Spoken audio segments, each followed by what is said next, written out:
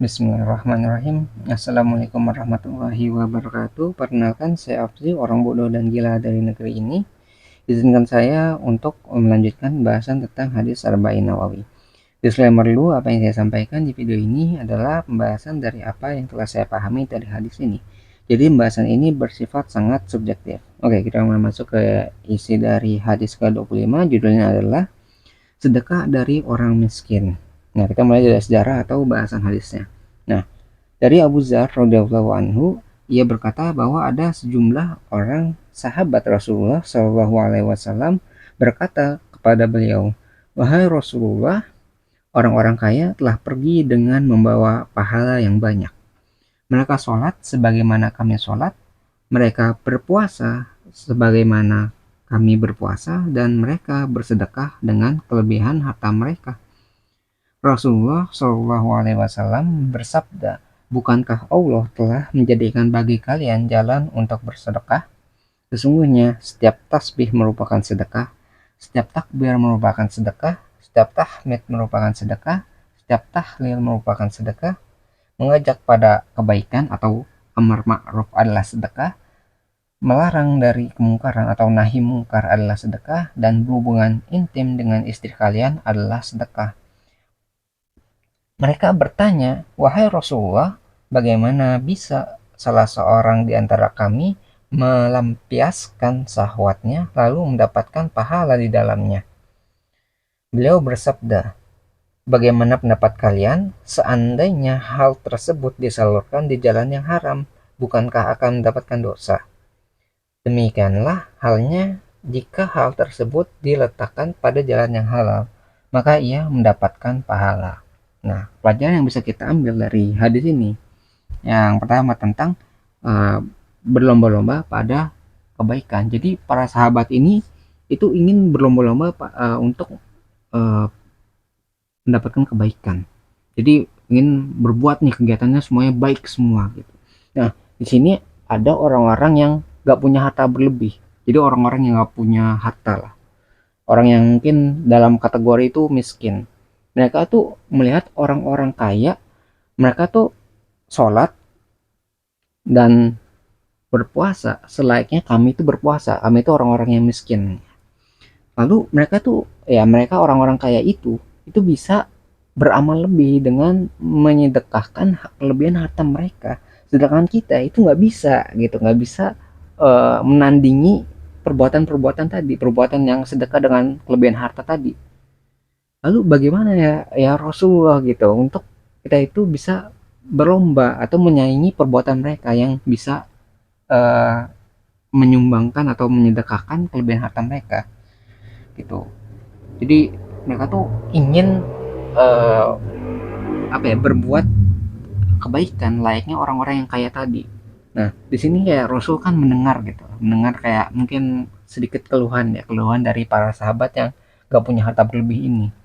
Nah, Rasul tuh kayak menjawab gitu. Pelajaran selanjutnya yaitu jawaban tadi itu sebagai jalan bagi orang-orang yang gak punya harta berlebih untuk bersedekah selain menggunakan harta.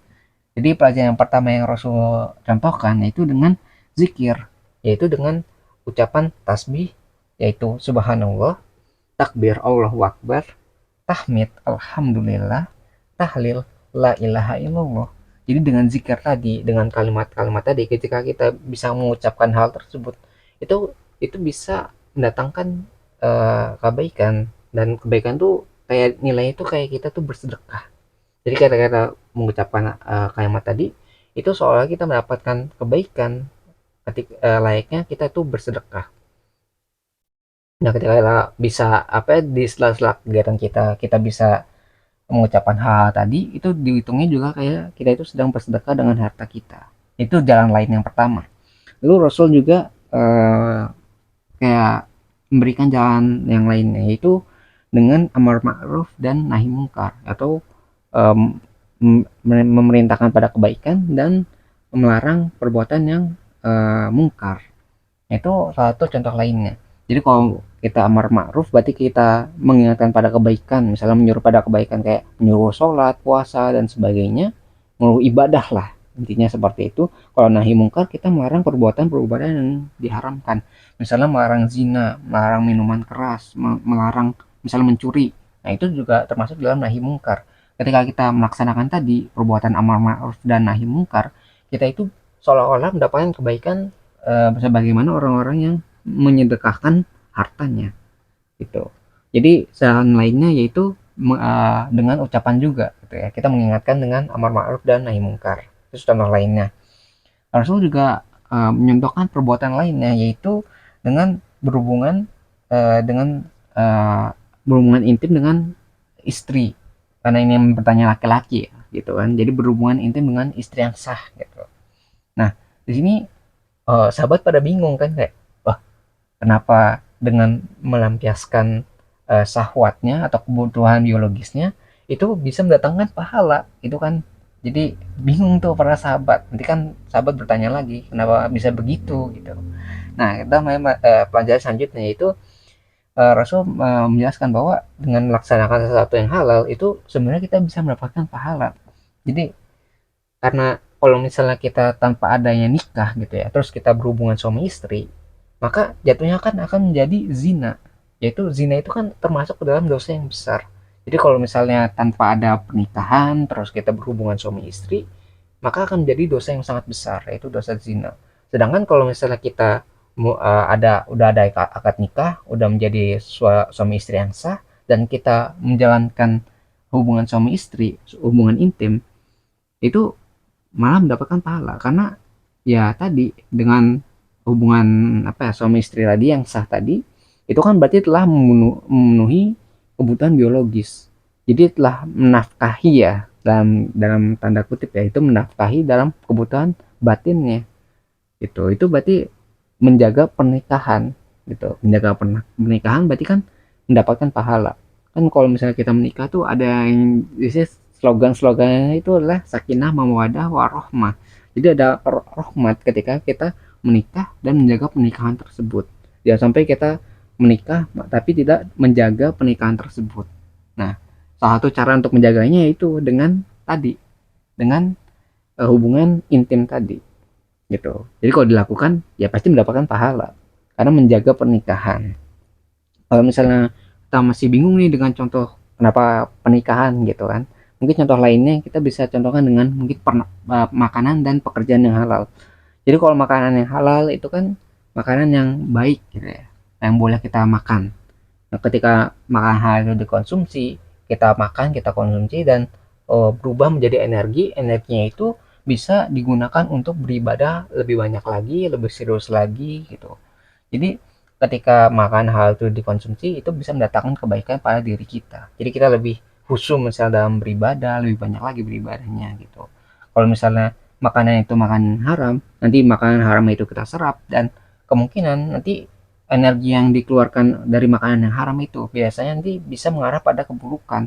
Jadi kita jadi malas beribadah, terus malah lebih suka maksiat gitu. Jadi makanan itu bisa menyebabkan perbuatan-perbuatan kita setelahnya. Kalau makanan halal itu menjadi baik, kalau yang haram biasanya menjadi perbuatan-perbuatan maksiat.